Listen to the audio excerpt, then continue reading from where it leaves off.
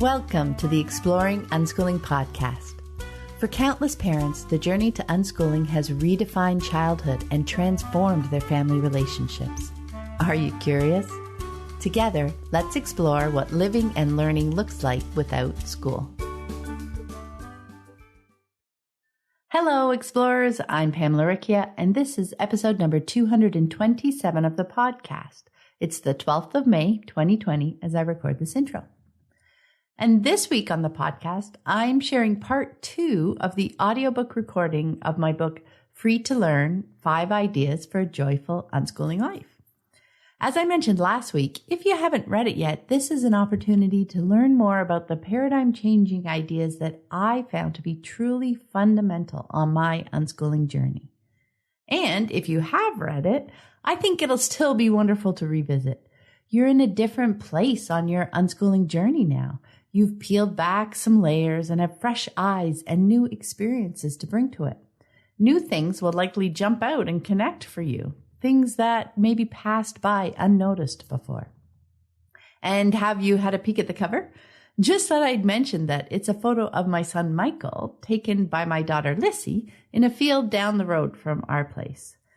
Once I had decided on the book title and it was time to think about the cover, I went looking through our pictures for an image that I felt represented the ideas of both free and joyful, and this one jumped out immediately. I'm so grateful that they both agreed to let me use it. As a personal update, last week I mentioned that we were just coming out of a bit of a cold snap. Well, looking back, that was mostly wishful thinking. We were having one of those warmish days, the ones tossed in there to keep us hopeful. It's been snowing on and off for at least 3 days of the past week, in May. One morning, we even woke up to a few inches. We consoled ourselves by making a point to appreciate how truly beautiful it looked and reminding ourselves that it would melt quickly. I did have to clean off my car, though. The spring peepers are so confused, but it hasn't stopped the bunnies or the wild turkeys from wandering around our property, so that's always fun, too. And before we get started, I want to take a moment to thank everyone who has chosen to support the podcast through Patreon. And a big welcome to new patrons, Christina Rabain, Darian Theobald, and Heather. Hi, Christina. Hi, Darian. Or is that Darian? Sorry. And hi, Heather. I deeply appreciate all my patrons. Your generous support not only lets me know that you enjoy the show and want it to continue, it allows me to spend time creating episodes each week and to keep the podcast archive freely available to anyone who's curious and wants to explore the fascinating world of unschooling. If you'd like to join my community of patrons and scoop up some great rewards along the way, check out the Exploring Unschooling page at patreon.com. That's patreon.com/exploring unschooling. And now let's listen in to part 2 of my book, Free to Learn. Idea 2, following their interests. Unschooling paradigm. Learning is everywhere. Mainstream paradigm. Educational experts should define what and how children learn. Paradigm shift. Learning need not be defined as exclusively occurring in classrooms during school hours with those of school age. It can be found everywhere, at any time, and can happen at any age. We've talked about how you do not need a curriculum to lay out what needs to be learned before you can live successfully in the real world, and instead, how children can learn what they need to by living in the real world. People, and again, children are people, enjoy learning things that are useful to them now, and they learn best when they are interested and engaged. Where is learning found? Glancing at your watch, you wonder where the afternoon has gone. You have a load of laundry to wash and dinner to get started soon. A bit ahead of you on the trail, George brings you out of your thoughts. Mom, come see the marks on this tree.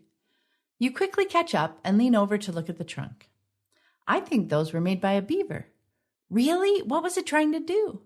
You answer matter-of-factly. It was trying to cut down the tree and use it to build its home in the river. So cool, let's go to the river and look for them. Straightening up, you turn toward the parking lot. You can see the excitement in his eyes, but you're tired and want to get home and get dinner on the table. Not today, George. Maybe next time. So, if we don't follow a curriculum, where is learning found? We find it in the living, in the world. Let's look at that in more detail. Schools realize they are preparing their students for the magical day they graduate into the mysterious real world. They try to replicate it with play food and play money and play stock markets, with pictures of real places and simplified science experiments. Then there are the word problems that try to simulate real-life scenarios. Your mother gives you $5 and the toy you want to buy costs $12.50. And some that aren't so relevant. If train A leaves the station traveling east at a speed of X and train B is traveling west, they try to push this knowledge into the learner in hopes that it is absorbed and understood well enough for the student to apply it in the real world once they graduate. Mainstream educators also realize that more learning happens when the child is happily engaged. One outcome is the recent rise in edutainment software, a mixture of educational and entertainment genres. Edutainment software is often more fun than a worksheet, but the concepts used in the games are still removed from life and are now superficially embedded in a storyline. The student is still left to figure out how shooting a balloon with a 12 on it when he sees 3 times 4 written on the billboard in the desert applies in the real world. It still focuses on teaching the skill versus its real-life connection. Instead, how about needing to move 12 spaces after rolling double sixes in Monopoly? The player soon discovers that moving 2 spaces 6 times or 3 spaces 4 times makes the counting and the game go faster. Or noticing that to quickly choose a dozen muffins at the local bakery, it helps to ask for 3 of each of your 4 favorite varieties. Or observing that when you receive 6 status upgrades in your video game after a boss fight, that with 3 team members, you can award them equally by giving every member 2 upgrades. These are real-life situations where multiplication is a useful tool, and therefore the knowledge is understood and remembered. In school, the focus is on learning the skills. Learning to read is in itself a goal. Learning the multiplication tables, learning the capital cities. But stuck within the confines of the school's 4 walls, kids find it hard to understand why they might want to learn many of these things. Those subjects are disconnected from their life. And without the connection to real-life goals, learning these skills is all the more difficult. They need something to connect it to, some way for it to make sense in their world, and with that, gain understanding and real learning. For example, at our house, learning to read is not a goal. But as my daughter immersed herself in the world of Harry Potter, she learned a lot about reading along the way. We don't have learning percentages as a goal. But as my son worked to create a well-rounded party that could defeat the final boss in his video game, an understanding of percentages and data management was pretty crucial. This learning is really incidental to the goal. Just stepping stones, something to figure out along the way, but it is real learning. It makes sense in their world and has purpose. And they truly enjoy it because it helps them accomplish their goal. Learning is fun. Those are a couple of real-life examples. But do you wonder how your child will encounter the need or wish to learn a wide range of things in their day-to-day lives? Think about that. What if your child just lives in the real world with you instead of learning from simulated life in school? Think of all the real and meaningful learning she would experience. What if she goes grocery shopping with you and checks out the real produce for sale that day? Comparison shops between brands. What if she has $5 allowance in her pocket and she wants a toy that costs more? You could discuss with her how much more she would need to save to afford it or how she could borrow from you. That's real life and learning. Maybe later you drive to the local park and play around by the river. You watch the water flow and the fish rest in the twists and turns of the river, and you consider the design of a beaver dam. Maybe she's a bit older and searching YouTube, she finds some great videos on playing guitar. Maybe she records an interesting Discovery Channel series on the 100 greatest discoveries in science. And while browsing through the local library, she finds a book series that delights her. Maybe she enjoys a series of art classes put on by a local artist. At this time in history, there is so much information readily available in the world, it is no longer only available in the classroom, dispensed by a teacher. Another interesting thing to note is how different learning looks outside of school. The plodding and relentless nature of curriculum makes learning appear to happen steadily. Chapter 1 this week, Chapter 2 the next. But real learning often happens in a seemingly erratic pattern of fits and starts. Progress seems stymied for a while. Then a stubborn connection is finally made, cascading rapidly through any number of quick learning connections until another challenging question comes into focus and slows us down again for a while. Real learning is not as systematic as a curriculum outline would have us believe. Do you wonder about more advanced topics as your child gets older? There are a couple considerations here. First, older children are likely adept now at finding and learning information they are interested in pursuing.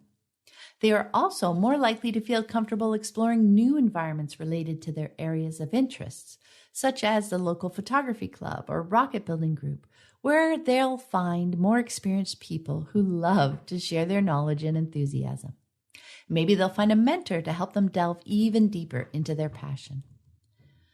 I recently received an email asking about the future of my son Joseph and his interest in video games.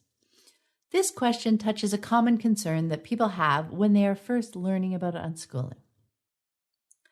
I am curious, is he planning on going to college? Game development degrees require math courses such as Calculus 2 and 3.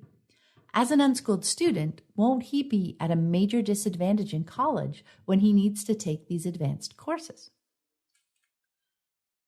The specific answer for my son at the moment is that he is interested in the story aspect of game development, not programming. But this doesn't really address the underlying unschooling idea that learning can happen whenever there is an interest, so I answered more fully. Even if he were interested in programming, we still wouldn't consider him to be at a major disadvantage. There are many ways to get into the gaming industry without college.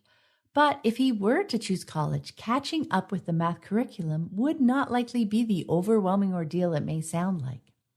Even though he hasn't taken formal math classes since he left school, he has definitely encountered math concepts. And with a lifelong view of learning, we don't look at starting at the beginning to learn something new as a disadvantage, but as a choice. He could work through some math books on his own, take a summer class, or a remedial course in college. The time others have spent learning what they know, say a high school math curriculum, he spent learning something else that makes up his knowledge base. It's not a competition with others, and time is not lost, just used at his preference. Those are two important concepts to internalize. There is no right and wrong time to learn something when learning is seen as a lifelong endeavor. Learn it when you want or need the knowledge. And there is no behind or ahead in learning. Comparing marks or knowledge against others is not a measure of personal learning and is irrelevant to the learner if the goal is expanding their own knowledge base. Now let's shift. Do you value one kind of learning over another? Do you think reading about something is superior to watching a TV show about it? Is visiting an exhibition on the topic better than reading about it? How about participating in a group interested in the same topic? Why? Let's say the topic of interest is medieval times. You could visit the library and pick up some books, ranging from picture books to history texts. You could search through upcoming listings on satellite or cable to see if anything related is coming up. You could search DVD series for documentaries or movies depicting that time period. You could visit the local museum for exhibits or plan a fun weekend into the nearest city with an extensive display. In the summer, you could dress up in period costume and visit a Renaissance fair to dive more deeply into that world. There are so many possibilities. Bits and pieces of medieval times knowledge can be had from all of these sources and more. If your child is not interested in reading the books you found, but can't get enough of the documentaries, are they still learning interesting things about medieval times? Yes. What if they love the books in the museum but don't want to dress up or visit the local fair? What if they really just want to fashion their own lance and run around jousting with friends? Still learning? Absolutely. What your child is drawn to pursuing and learning is what is making meaningful connection for them at this time. And this is real learning, knowledge that is understood and remembered. The stuff they choose to forego? Maybe it was the presentation style. Maybe it was the content. It doesn't matter. What they pass up now, your child may be drawn to later, a week from now or 5 years from now, or maybe never if it doesn't again cross their radar or pique their interest. Learning is found everywhere, and all types of learning are of value to the learner. Connections are made regardless of how they are sparked or the vehicle through which they are delivered. Now, let's look at how these connections work. Connections create the web of learning. Isabella loves her birthday. She's thrilled to be making her list with you. I want a princess dress and a wand and a princess storybook and a frog puppet. Oh, and a tea set and a toy castle and a princess coloring book. I love the new princess movie and a Prince Charming doll. You laugh. Is there anything that you'd like for your birthday that isn't princess related? Connections are the thrill of learning. They are how we build our own view of the world. How do those learning connections weave together? Let's take a couple examples and see where they could lead. A classic example for us is The Simpsons TV show. Many parents are wary of letting their children watch since the attitudes to adults seem quite disrespectful. But there is so much there to spark conversations and learning. When my children were younger, it was the plot that they enjoyed most. I recall watching with my kids an episode that parodied Hamlet. Soon after, we were watching the Reduced Shakespeare Company's DVD, The Complete Works of William Shakespeare Abridged, and when they were doing their version of Hamlet, the kids were busy relating it to the Simpsons version, Tales from the Public Domain. One of the Treehouse of Horror episodes included a skit based on Edgar Allan Poe's poem, The Raven. My daughter found this fascinating, and the next week she bought a book collection of some of Poe's work and eagerly read through it. As they got older, they began to catch more of the underlying social commentary, sparking more discussions from the portrayal of girls in media to the meaning of Christmas to taking care of our parents as they age. The show is a smorgasbord of life topics, and we enjoy it together. For others, their interest in The Simpsons could lead to an interest in animation or drawing or comedy. For some, it has led to writing about the philosophical questions raised in the show. Any interest has the potential to expand in many directions, which is what makes the web metaphor so apt. Another example of learning connections is my younger son's karate. Michael started with one class a week, but as his interest solidified, he chose more and more classes, currently up to 4 nights a week. Japanese is often used at the dojo for counting, for naming the different moves, and that has sparked an interest in learning more Japanese. He has delved into websites and has bought a Nintendo DS game about learning the language. He has explored different types of physical training to increase his strength and endurance, and he attends additional workshops to further his skills. Michael's interest in karate has also led to an interest in learning how to eat in a more healthy way. It's not just karate, and it's not just about physical activity either. Being out in the world, doing things they are interested in, along with the freedom to pursue any related threads they discover, creates an environment in which real learning thrives. It is exciting and fun. Think about this in relation to your own learning. What was the last thing you learned outside school? What interest have you pursued with gusto? Did you find yourself following interesting tangents as you explored the topic? It's likely you did. When you were surfing for information on the internet, did you find an interesting website or blog and then follow an intriguing link to another blog and then maybe another and another, learning all sorts of bits and pieces along the way? It's not a coincidence that they call it the World Wide Web. Just as the internet is a web of virtual connections, links, and search results, our personal learning is a web of connections in our mind. As you move toward unschooling and observe your child making these connections, as you see their connected view and understanding of the world growing, you begin to trust that learning is still happening, even if you sometimes don't explicitly see or understand the connections your child is making. At this point, I hope you're starting to get comfortable with the idea that learning is everywhere, that bringing your child into contact with the world versus trying to bring some semblance of the world into the classroom helps build meaningful connections.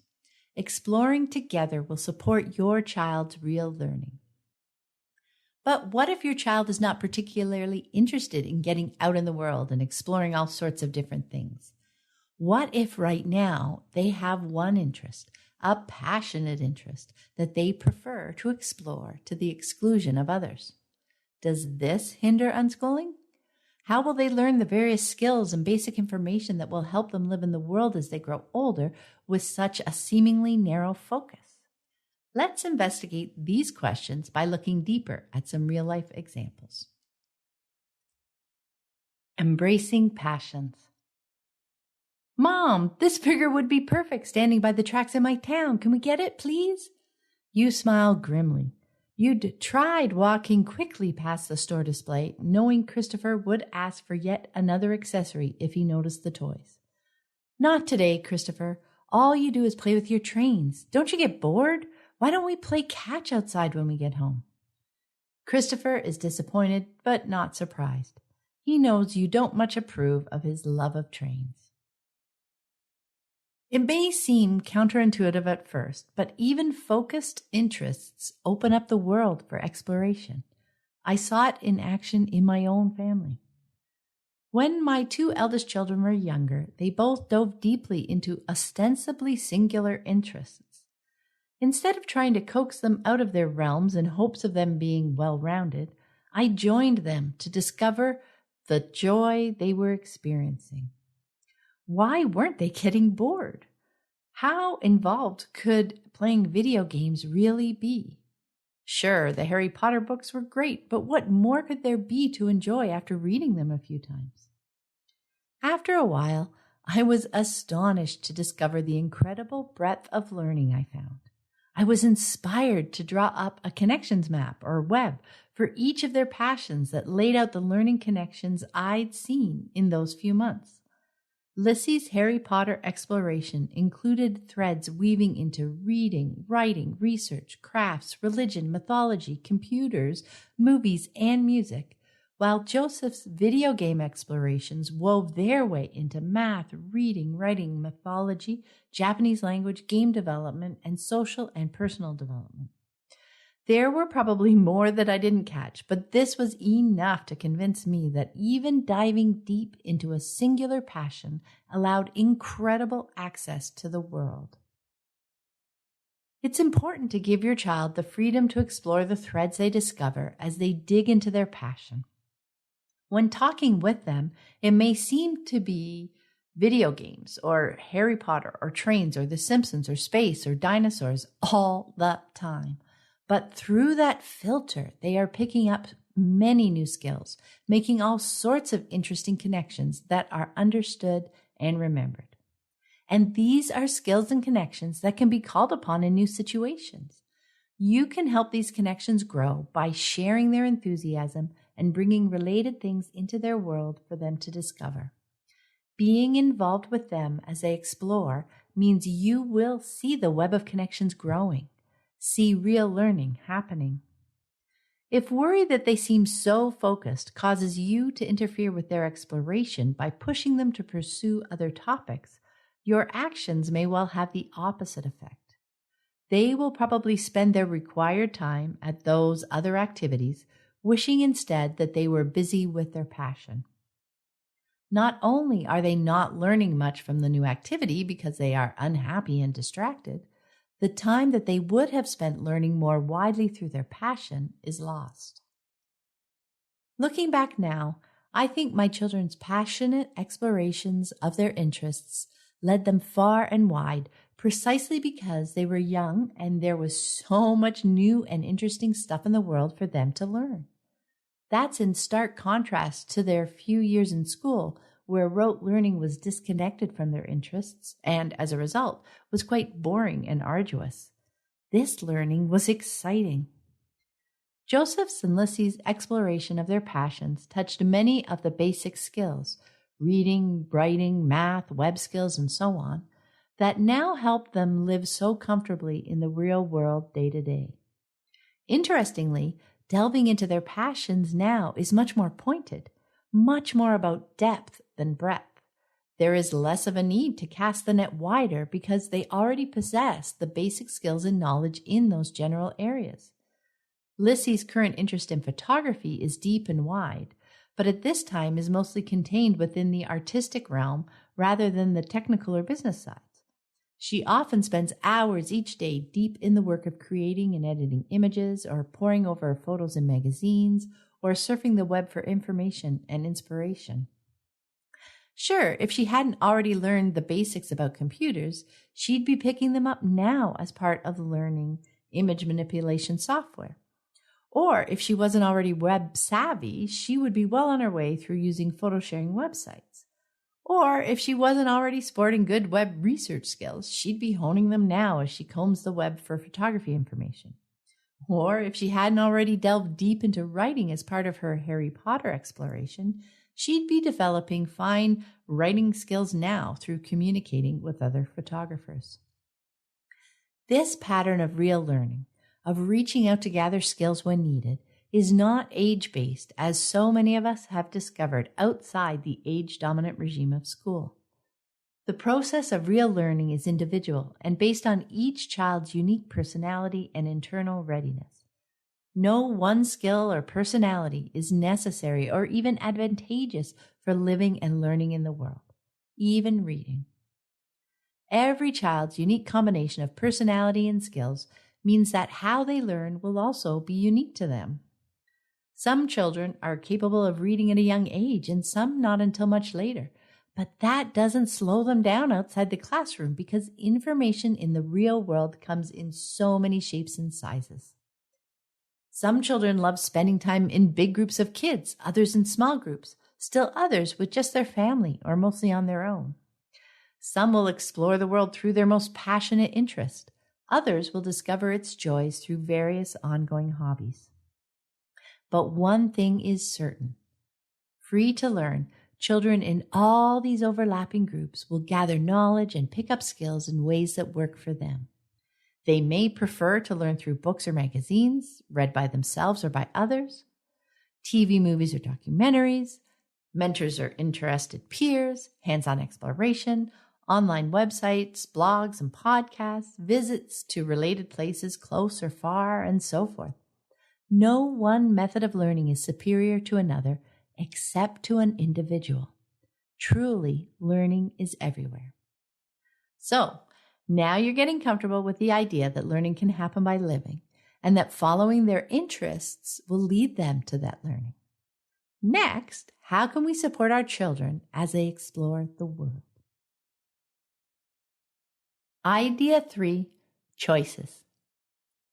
Unschooling paradigm, choices are key to learning.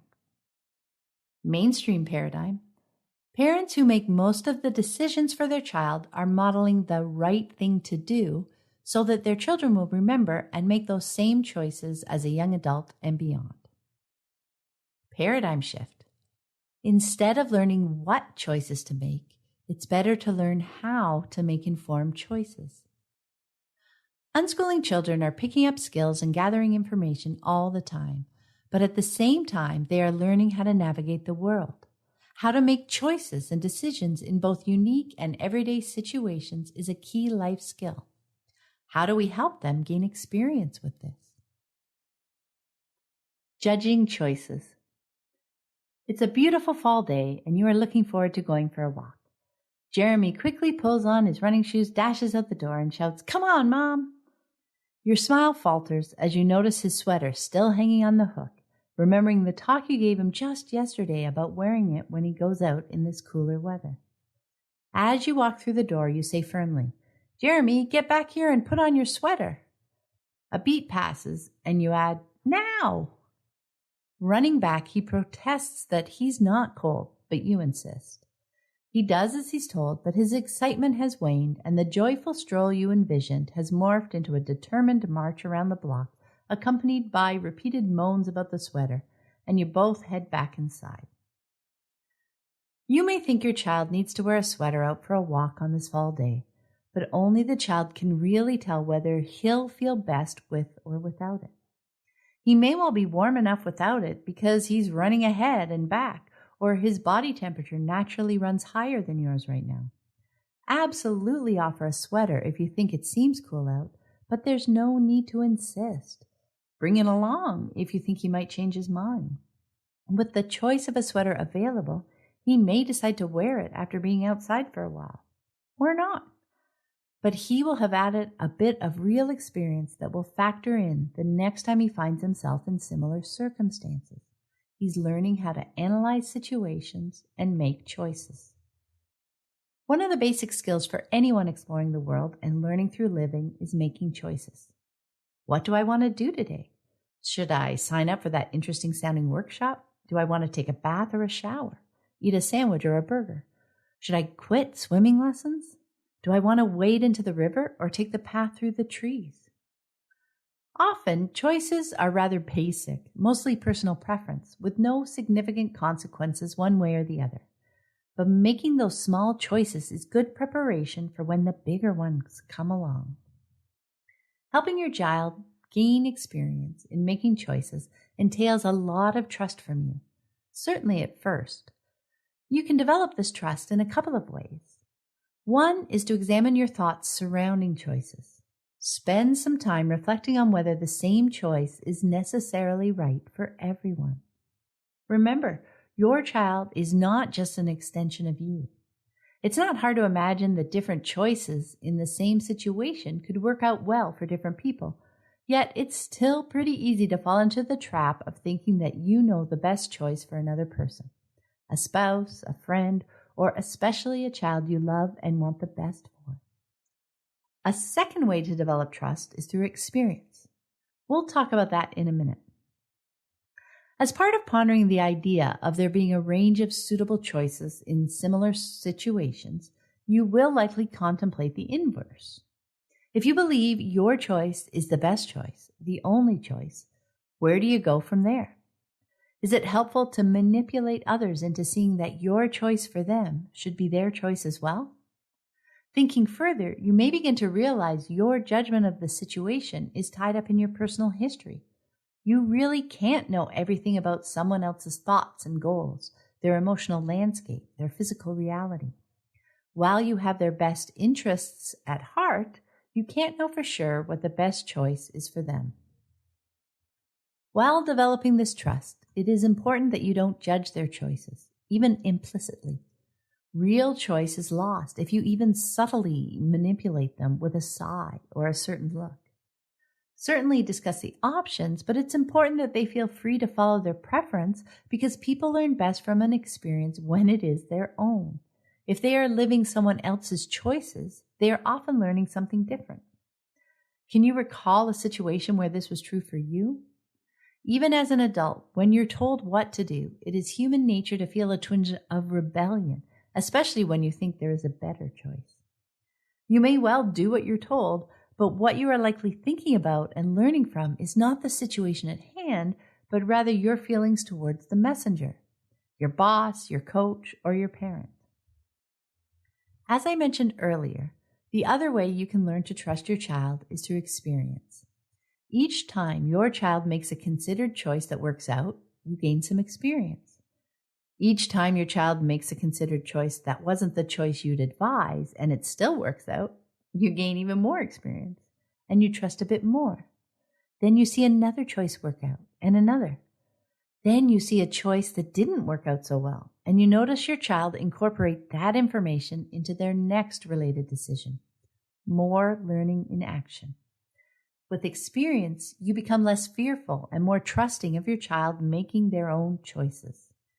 Eventually, you and your child work out a harmonious relationship around choices where your input is thoughtfully considered by your child and their decision is respectfully accepted by you.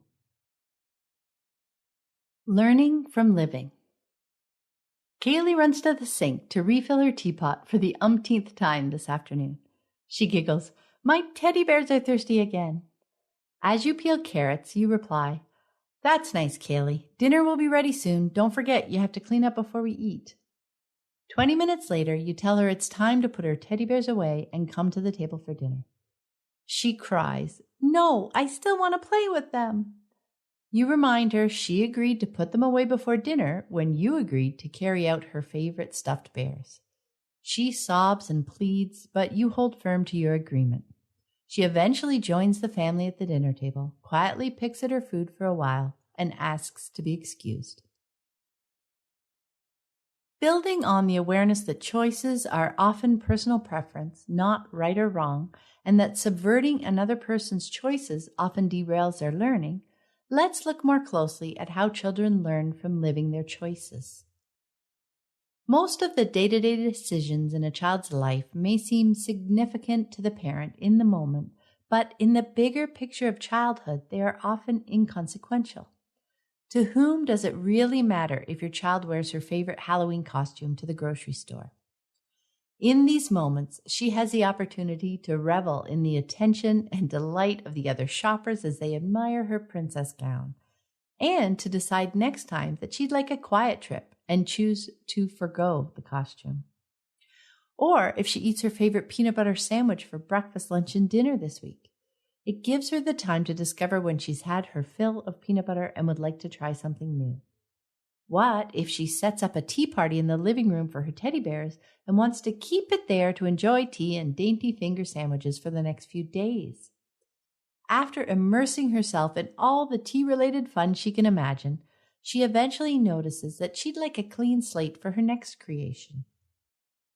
And she may well discover that a tidy room can be quite as exciting as a busy one. As the parent, you can take a moment to look at the bigger picture and realize that these are wonderful and exciting adventures to your child, more exciting to her than a clean living room would be to you. It's about giving the child the opportunity to discover these things on her timetable, as they have meaning for her, rather than on the parent's timetable, where they don't have meaning and the connections aren't made. Let's take another look at my son's karate interest from the perspective of timing.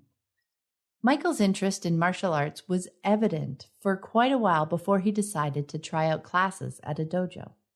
When I first mentioned that he might enjoy karate classes, he replied non-committally, and at least a year passed before he asked to go. At the time I offered, we discussed it a bit, and I left the choice to him. Seeing how much he enjoys going to the dojo now does not mean that his choice to wait was wrong, nor does it mean that I should have cajoled or convinced him to try it back then. It was not a missed opportunity. He was simply not ready.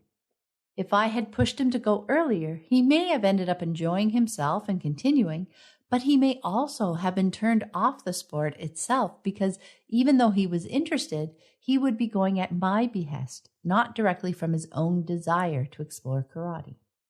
In fact, the dojo is a wonderful example of pursuing an interest when a person is ready. There are beginner white belts of all ages, from age 4 to over 40. Experience in making the smaller choices in life while growing up has a number of wonderful benefits for children. They get to know and understand themselves well, their likes and dislikes, what they excel at and what they find challenging. They gain lots of experience in analyzing situations and choosing which path forward to take. And their parents are close by to talk to while analyzing situations, available to share their experiences and thoughts. Young adults aren't left to ponder whether their choices are truly theirs or are in reaction to their parents' control.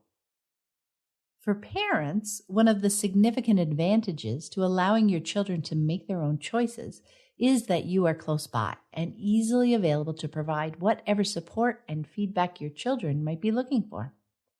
Contrast that with dictating most of their childhood decisions until they move out on their own.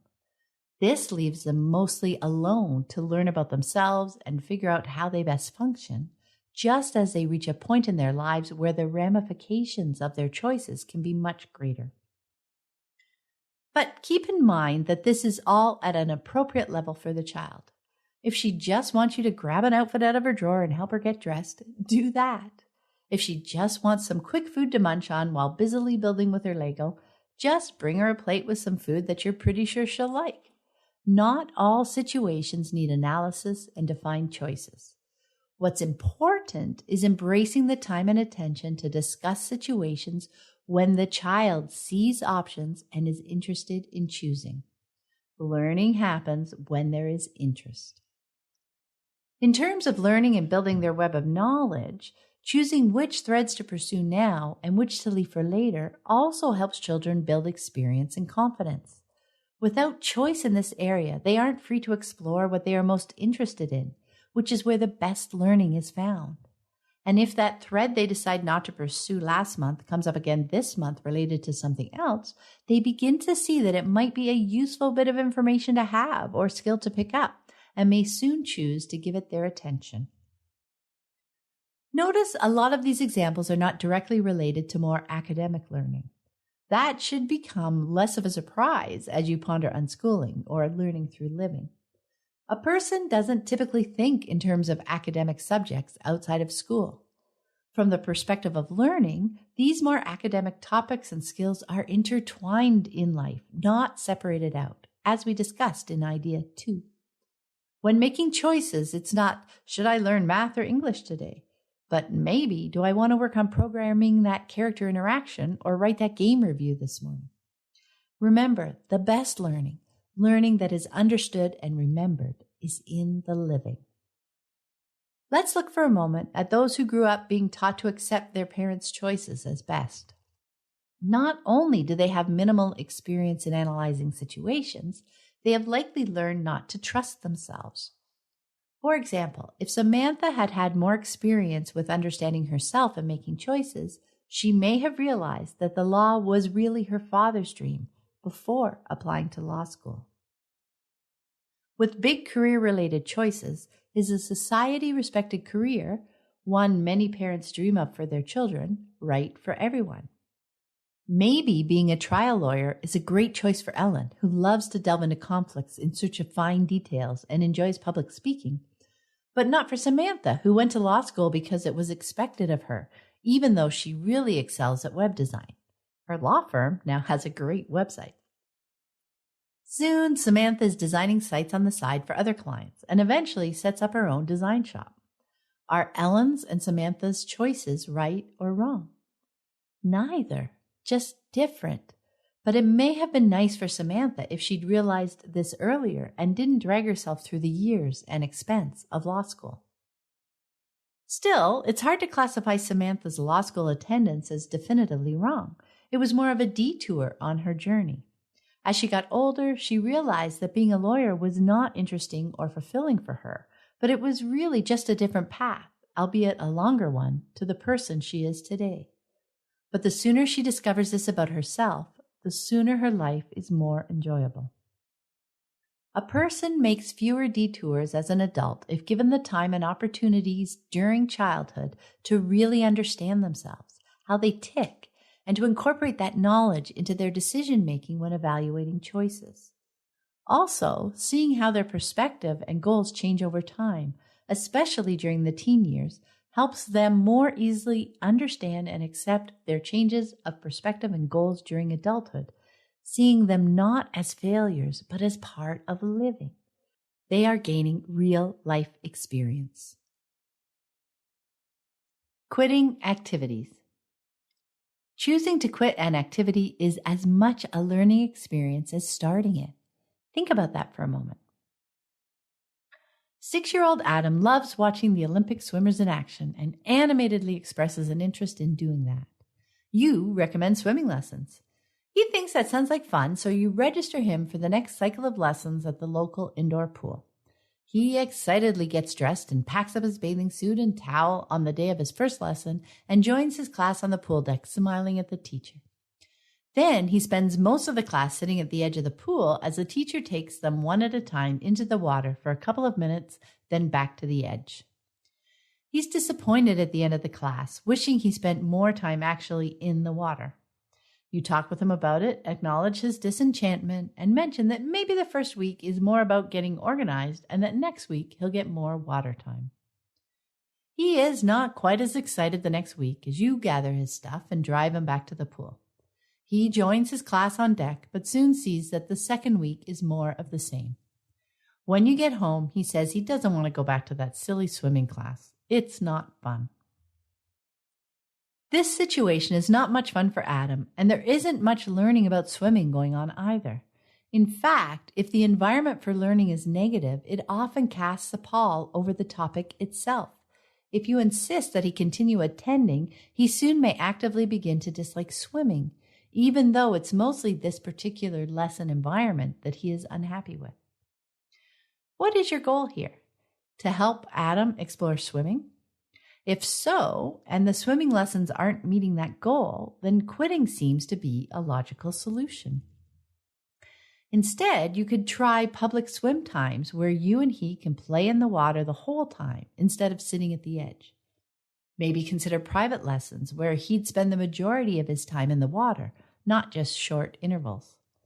The point is, if your goal is to help your child explore an interest and that goal isn't being met, don't hesitate to move on.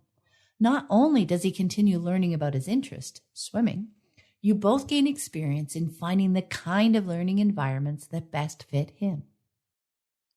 Or are you tempted to say that at this point your goal has become teaching Adam to fulfill his commitments? That he wanted to take this set of swimming lessons so he should finish them all, and then he can decide not to take more? First, you risk turning him off swimming or whatever the interest altogether for the foreseeable future. Is that worth it? And second, is it really a failure to quit something? Why? Is it a failure that your child discovers he isn't that interested in pursuing the activity after all? Or that this particular environment doesn't work well for him? Think about it.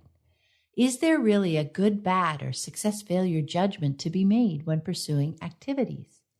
Isn't it more about exploring topics and environments to see which fit best individually? Are you worried your child won't take on challenges if not pressed? When the goal is truly important to them, children will doggedly pursue it, even through many challenging moments. Remember the determination when your child learned how to walk? That wasn't easy. Take a moment to think of something your child was or is still interested in. Pokemon, skateboarding, dancing, dinosaurs. Remember how their face lit up as they dove into it? Their bubbling excitement when they talked about it? Even when they had a hard time beating the league champion, or mastering their first skateboard ollie, or remembering that hip-hop dance combination, or were struggling to pronounce pachycephalosaur. Those were definitely challenging moments, but their goal was important to them. They were so resolute and kept at it. As a parent, you don't need to teach this type of commitment by requiring it in everything they do. Instead, help them find things that they enjoy so much that their dedication and learning flows naturally. The key is exploring the world through their interests to discover what is truly important to them. Children who have the freedom to explore a variety of things and discard them when they no longer make sense do not feel like failures when they choose to drop something. Instead, they see it as another experience from which to learn a bit about something and a lot about themselves. This is a much better attitude than the child who is forced to stay, being told to suck it up and stick it out, who begins to feel powerless and resentful. As an adult, this child is more likely, for example, to stay in an unhappy career so as not to look or feel like a failure, though he will definitely feel trapped. Learning through experience both how to analyze situations and choose the next step, and also how to courageously change paths when that choice doesn't work out as envisioned is valuable. These are indispensable skills to bring into adulthood. Philip Pullman illustrates this point wonderfully in the Amber Spyglass. "What work have I got to do then?" said Will, but went on at once. "No, on second thought, don't tell me. I shall decide what I do. If you say my work is fighting or healing or exploring or whatever you might say, I'll always be thinking about it. And if I do end up doing that, I'll be resentful because it'll feel as if I didn't have a choice. And if I don't do it, I'll feel guilty because I should. Whatever I do, I will choose it, no one else."